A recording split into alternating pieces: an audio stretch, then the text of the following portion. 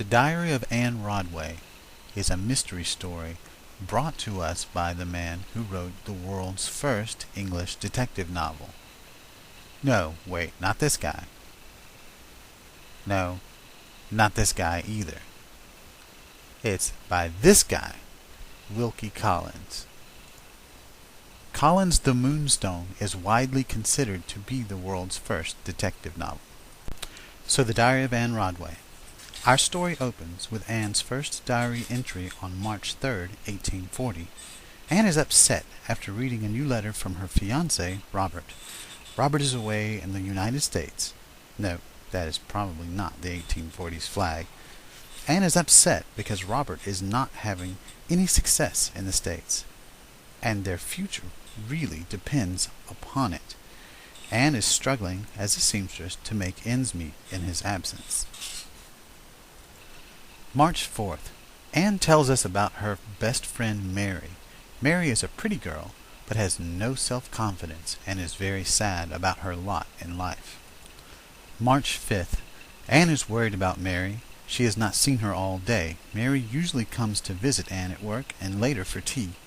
Just before bed, as they both live in the same rooming house, Anne goes to Mary's room and finds her unconscious on the bed next to a bottle of laudanum. Anne shakes Mary awake frantically. Mary wakens and says that she is fine, but she wants her laudanum back. Anne refuses and disposes of it. March 6th. Mary writes a long letter to Robert, begging him not to be so down and to not leave America to return to England. She's really worried that he's going to do so and jeopardize their future. In fact, as she thinks about it, she's worried that he might already have left to return home. March 7th. Anne is worried about Mary. She had spent the morning with her trying to get some information about Mary's family.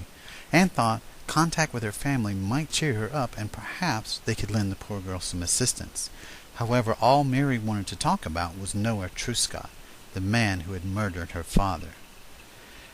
Afterwards, Anne left to go to work, but that evening Mary did not return home. March 8th, 9th, and 10th, no entries.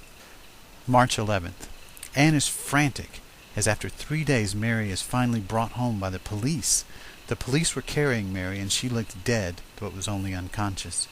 Anne noticed the mark of a terrible blow on Mary's temple and sent for the nearest doctor. The police believed Mary was drunk, as they had found her lying in the street, but Anne knew better. Anne looked at the police like he was stupid, but he stuck to his story. The doctor arrived later and confirmed the blow to the head, but thought that perhaps Mary had fallen due to a fit of sorts. As Anne sat with Mary, she noticed a scrap of cloth clutched in the poor girl's hand. It was a piece torn from a cravat.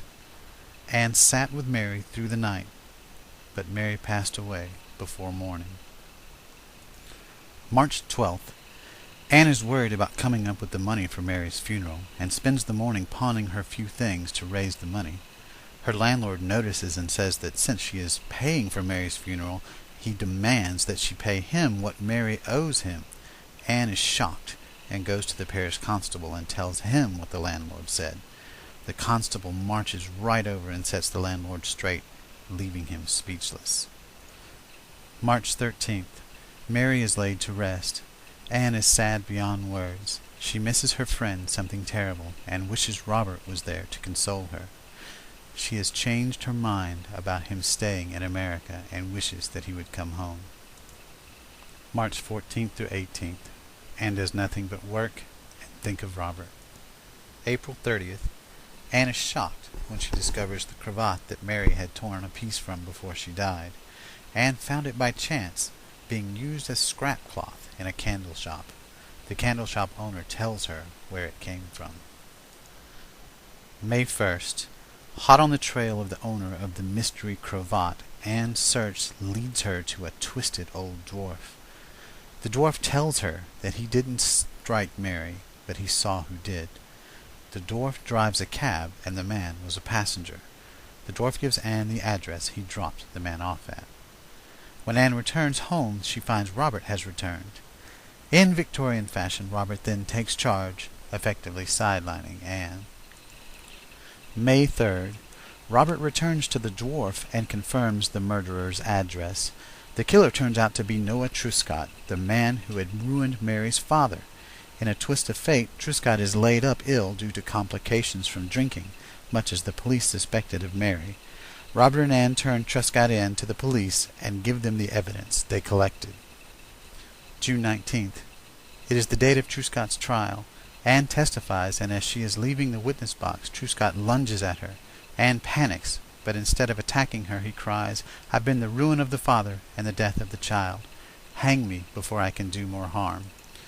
June 20th.